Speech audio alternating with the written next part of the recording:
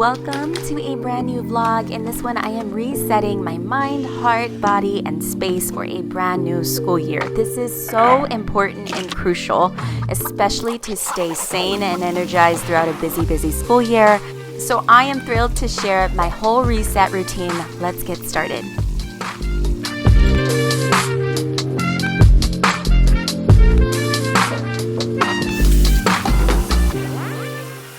Start off this morning with editing a little bit for my YouTube channel. I have two YouTube channels. One is more for my family and myself. We preserve memories. It's like watching home videos. Ever so often I'll answer some questions about motherhood. I'm actually going to talk more about that on my Instagram page. So we are going to chat with Jocelyn of Social Work Solutions. She creates an amazing planner. You've seen it here on my page. And we're going to connect and talk about how to balance having our own kids and working as social workers. Should be a great chat, a little 15 minutes or so.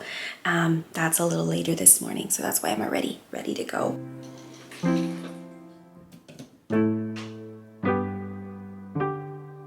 a stolen vehicle. He was trying to recover his property. I guess it would depend on who you ask whether or not. Attorneys we spoke with say calling police is the best option, so they can investigate and then hold the suspect accountable. 5:36 on this Friday morning, making headlines today. The military construction projects, including $20 million to joint base in Israel and $100,000. The State Department has increased staffing levels. Okay, we've worked a little bit through the morning, but now the sun is up. It is time to take out the dogs.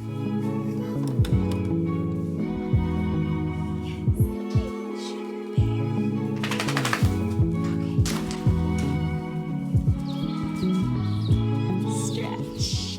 I think I'm gonna do some downward dog as well.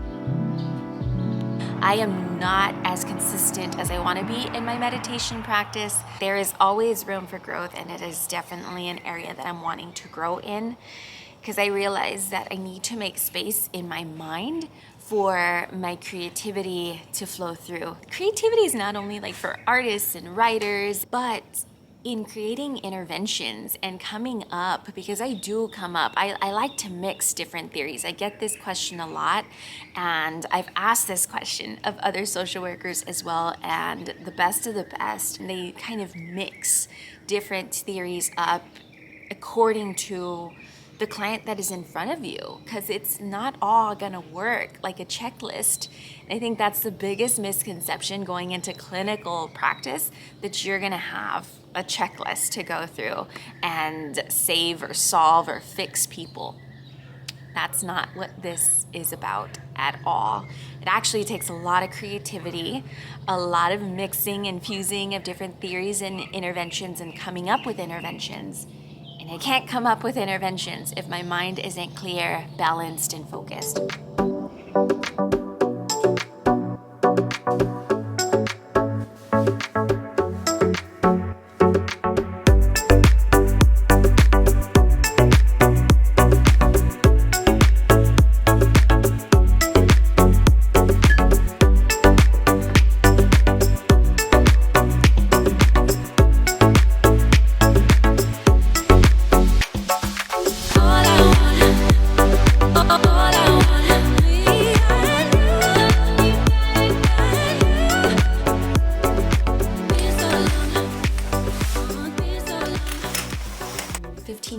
Until I go live. Sleep this really quick. I am going to take a few mindful breaths. Everything is charged. I'm charging my mouse right now. I already messaged my guest, Jocelyn. And yeah, I guess I could talk to that real quick. Let me grab planner. I have her planner. Jocelyn creates these. This is like maybe 2 years old. So this is by all means not the new one, but I've done a review of this planner and I still keep it honestly because of this. It has resources here. And I love sharing these with both my clinical supervisees and then any interns that I might have as well. These are always great basics to know. Systems perspective, the role of a school social worker, just a really great breakdown in here. And then she has an area for like documentation and statistics, which she is actually going to be talking about to organization at the back to school social work kickoff. I love hosting these kickoffs because it brings school social workers together from all over. And Jocelyn, this will be my second year doing this and her second year being a guest speaker. So I'm super excited, but I went on a tangent a little bit, but she's going to talk about organization for school social workers. And I plan on posting that here on YouTube. The ICD codes are in here too, which I really love. And then all of the mood disorders, and then even medications. Oh my God, it's just loaded. That's why I still hang on to it, even though it's a little old. 3 minutes away from going live, so I'm gonna set everything up. I've already saved, such a perfectionist. I've already saved like the thumbnail. I have my questions ready on a note app over here on the side, and I'm gonna get started. I'm debating right now whether to leave the door open or closed because my oldest already woke up, said good morning, and my youngest is still asleep. Sometimes he can sleep till like 10:30 or 11 o'clock. So we'll see. I don't know whether to leave it open or closed. We're talking about parenthood and social work, and so I think it's kind of okay if he pops in. It'd be like very transparent, but I always get a little nervous when I do these, and I know this always surprises people because I go live on Instagram all the time. I'm starting to go live on YouTube. I make videos. I talk to camera a lot, but there's something, I don't know, I am naturally an introvert, which I think has protected me as a parent. There are not enough hours in the day for all the things, right? Because you worry constantly about the well-being of your children. And then on top of that, you do your 9 to 5. And on top of that, social work sometimes isn't a 9 to 5. Some social work jobs come with, I was gonna say pagers. I actually did have a pager during my very first job. And I was a mom 1 year into my social work career. I think that's why I always wanted to be a school social worker, because the school schedule, right? All the holidays off, summer breaks, winter breaks, things like that, early release, just being on the same schedule as my kids, you can't beat that. But prior to that, I have done social work in other fields. At 23, I had my LMSW, and it was really hard to set boundaries so early. That was something I was just learning as a human being. But having kids will teach you right away what is a priority and what is not. So that's one of the biggest lessons I've learned, and I quickly jumped into school social work. It's always been my dream career because of that work-life balance, but I jumped in as soon as I could. Social work positions, school social work positions are very competitive. I got my school social work job right in 2010, but it was a stipend position. I've gone into this in other videos. I will link them up above if you want to know like my career path and journey. It's not always as simple as you think, and I know I would have wanted to see that starting off, so I'll share that video's link so you can watch it. Okay. I truly consider social media a source of inspiration for myself, especially live chats like this. They build so much community. I'm going to link it in the description box below so you can check out that whole live that Jocelyn and I did. If you don't have a social media page following a few social workers already, I highly recommend it. How do you balance that energy and still have something left at the end of the day or the next morning? Yes, that's an amazing question. I don't know if I have the quote unquote right answer.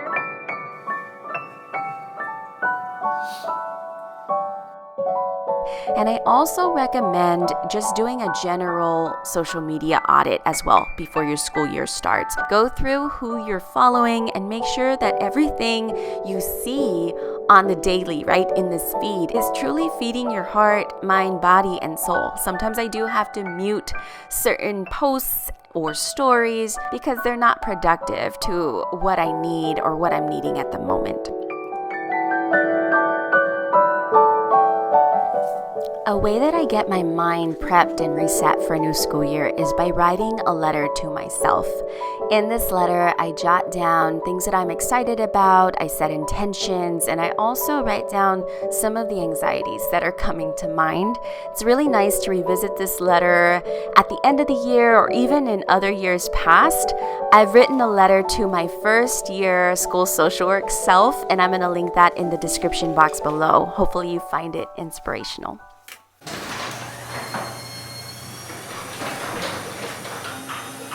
To end off my reset routine, I need to clean this space. This is where I come home and just drop everything and it needs to get cleared out because I also use this space to work out with my husband and it's something we want to do a lot more of. So it's very distracting when you have work stuff just piled up staring you in the face over there. So we are going to clear this out and reset it. There's your before.